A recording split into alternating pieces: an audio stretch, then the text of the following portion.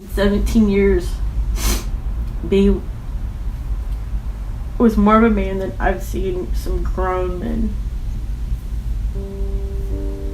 He just happened to like to smoke.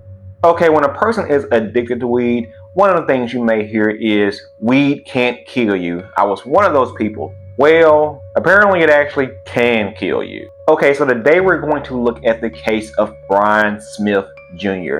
So I will say, starting off, as a father of 3 and my oldest being a teenager, I totally sympathize for this mother. I can imagine me being in this position, so don't take my sarcasm or dry humor as an insult to Brian. So Brian was an 18-year-old, and according to his mom, Regina Denny, like a lot of teens, smoked a lot of weed. And like most people say, it's just weed. It's not going to kill you. I don't drink. I don't do alcohol. So it's just weed. But like in recent history, we are hearing about this thing called CHS. So one day Brian went to the hospital because he was experiencing abdominal pains and vomiting, like non-stop, uncontrollable vomiting. And there are more and more teens that are going to the hospital for this.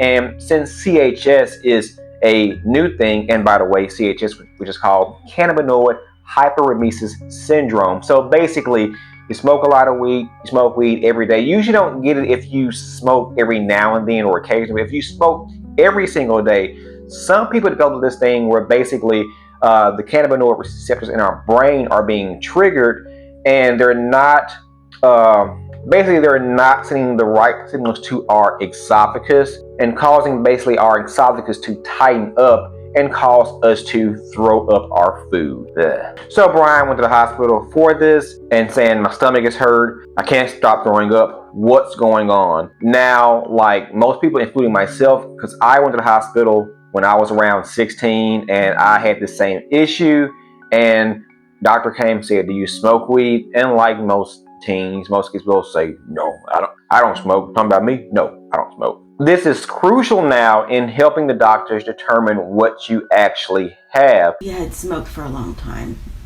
for a couple years from what I gather. But in April of last year, he had been throwing up for a couple of days and he just couldn't keep anything down. I took him to the ER, and a doctor happened to be walking by, and she's the one that brought up the CHS. There's no real testing for it. The only way that they can categorize it is if they are smokers. Most have nausea and vomiting, and they take hot showers or hot baths. CHS affects what regulates your heat, and they think they're colder than they actually are. So therefore, when they take a hot bath, it relieves some of the symptoms. So not only was Brian starting to have cases of severe vomiting, he was also starting to lose weight. It states, as months went by and pounds slipped off Brian's once healthy frame, it was clear that whatever was causing his stomach troubles had just the opposite effect.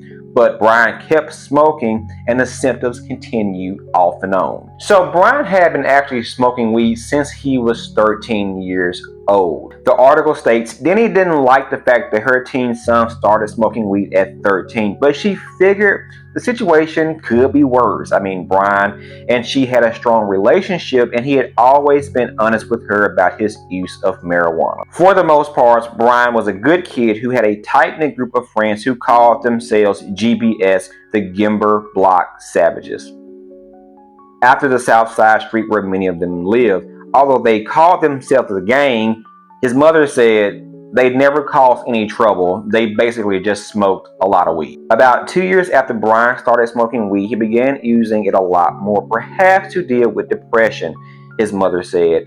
He dropped out of school after 9th grade and started working full-time with an uncle who had a tree trimming business, and Brian helped him clear the brush. The job provided enough money to support his marijuana habit, another reason Denny felt there was no reason for her to intervene. Okay, Mom. After all, many of Brian's peers were using heroin and methamphetamine. Okay, that's always a big issue, I feel like, with weed addiction.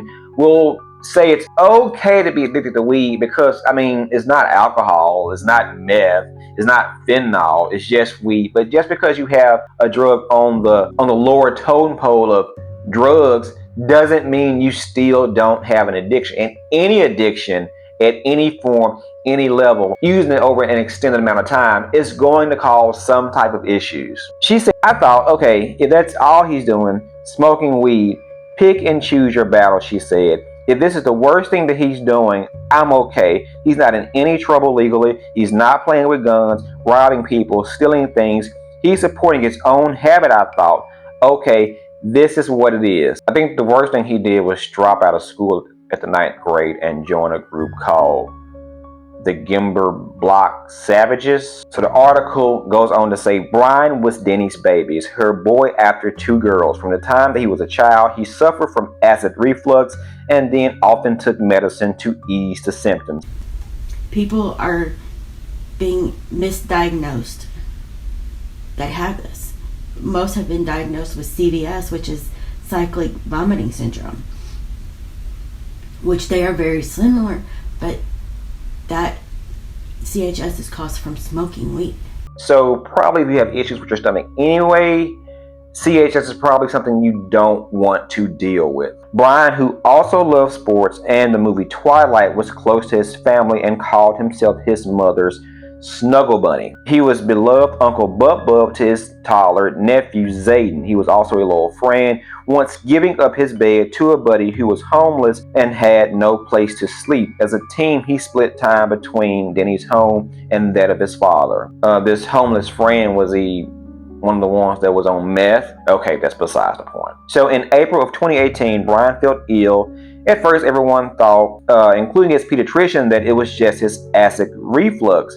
He ended up losing 40 pounds and frequently complained about nausea that led him to avoid food.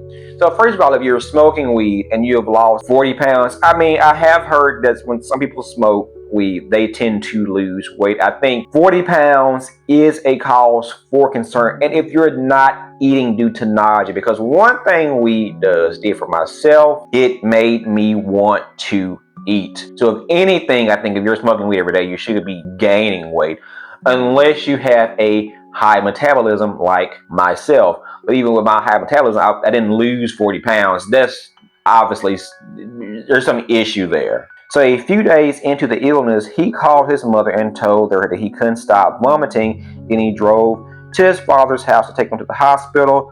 On the way to Franciscan St. Francis Health, Denny had to stop multiple times to vomit. Brian complained also of tingling in his face.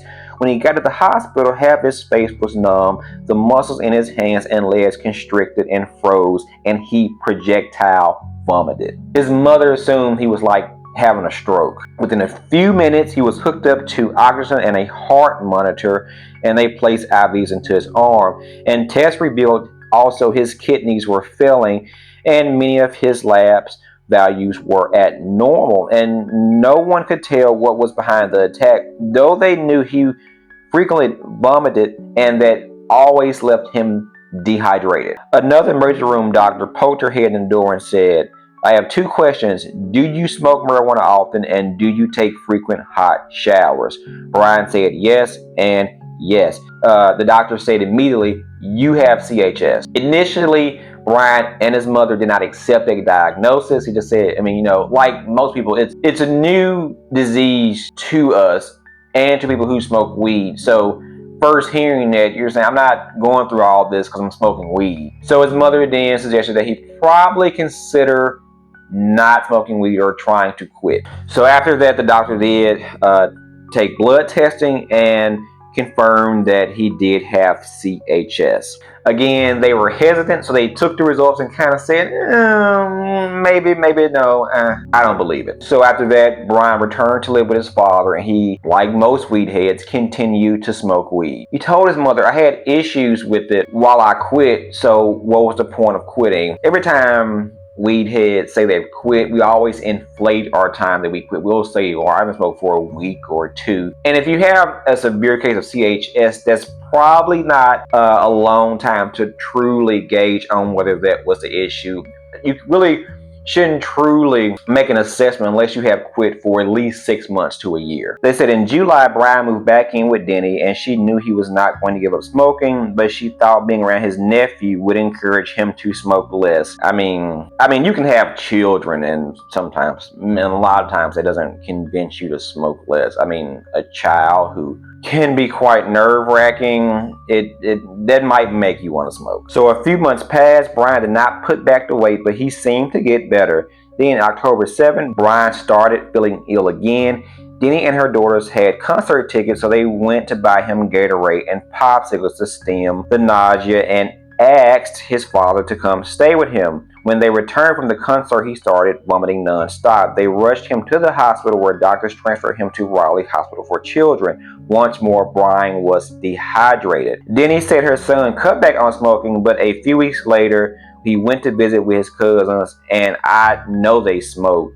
That's just what they did. I think he probably never stopped smoking. I mean, maybe for a day or two. Like I said, that doesn't really count. When she picked him up on October 21st, he felt a little nauseated, but he had not been vomiting. 3 days later, Denny woke up around 5 a.m. to find her son sitting in the living room and clutching his stomach. He told her it was the acid reflux, but he was fine. Then he started vomiting again. I mean, I have also had acid reflux, and not saying it can't happen, but in most cases, it doesn't cause you to vomit non-stop. Just kind of have an upset, not right stomach. He was throwing up so much, then he said, I was taking the bucket in there and holding it for him because he did not have the energy to hold it up. For the first time, Brian told her he was going to quit smoking. He grabbed his lower back and said it hurt so bad. Remembering his kidneys he had suffered in his previous attacks, Denny called 911. Finally, before the paramedics arrived, she found him lying on his side. She rolled him over and he was not breathing. Then he screamed and she started doing chest compressions. Her daughter's boyfriend ran across the street to get a neighbor, a Navy veteran. I kept telling him, fight, B, fight. We need you. Don't give up. I beg God to take me instead, Denny said. I remember just yelling, God, please don't take my baby. Take me instead. Just please don't take my baby. I mean, I know as a parent, we want that, but I don't think that's how God works. I mean, if somebody's dying, I think he's not going to be like, okay, I'll take you instead. So the paramedics arrived and worked on Brian for about 45 minutes, no avail. On October 24th, Brian died. Because he had died at home, detectives had to investigate. The coroner prepared a report. It took 5 months for Denny to receive a copy. It arrived on her birthday in early March. I mean, that is a sucky birthday present. Soon after Brian's death, Denny found edibles in his backpack. So she asked herself again and again, what could she have done? Could she have forced him to go to rehab? Denny devoted herself to help raise awareness about CHS. All these things that are unknown. And I feel like by sharing his story, maybe, just maybe, another doctor will say, hey, maybe I need to check this out. Or maybe they'll have a patient that comes in presenting with those symptoms and they're going to, oh yeah, I heard about that. She started a Facebook group in Brian's name, and she talks about Brian and CHS every chance she gets. She keeps Brian close to her wherever she is. Photos of her son hang on the walls in her bedroom. On her dresser is a dark urn emblazoned with a gold marijuana leaf that contains Brian's ashes. His sister chose it. She knew her brother would have liked it. I mean, I'm sorry, I felt like as a parent I understand, but the last part of the story where basically he's cremated and put into a urn in her room with a weed leaf on it. I mean, that's like somebody dying of a crack needle and you put a crack needle on the urn, or alcohol overdose and you put a bottle of whiskey on the urn. I mean, I understand he loved weed, and that's obviously one of the catalysts on why he's dead now. So maybe I thought that was kind of crazy, but whatever. So can weed actually kill you? In most cases, no, but if you have CHS, which causes you to throw up uncontrollably, the complications from that can kill you. So even the CHS doesn't kill you, but when you're throwing up constantly and you're not eating and you're dehydrated, and that's a big thing for weed smokers, whether they have CHS or not.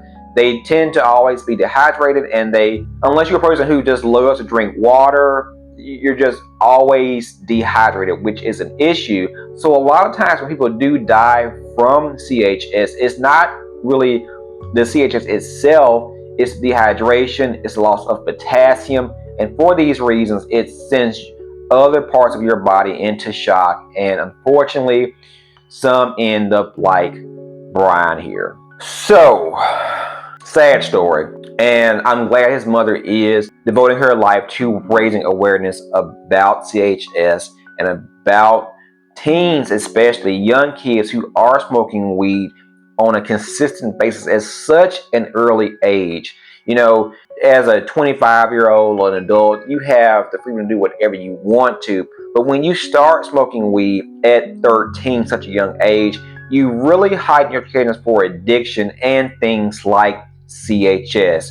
So this is actually one of many stories I have seen that people are dying from CHS, and it's only going to get worse with states legalizing weed and the percentage of higher concentrations of THC. Back in the 70s, THC was like at 7 to 10%, whereas now THC is up to 30 to 50%. So it's like judging a pint of beer on a half pint of Everclear or vodka. It's not the same thing today. Ting, I said ting, like a Jamaican ting. Okay, it's not a joke. So let me know what you think. Do you deal with CHS? Did this scare you to probably quit? Because if you're weed can be great, but if you're throwing up every day, put the blunt down.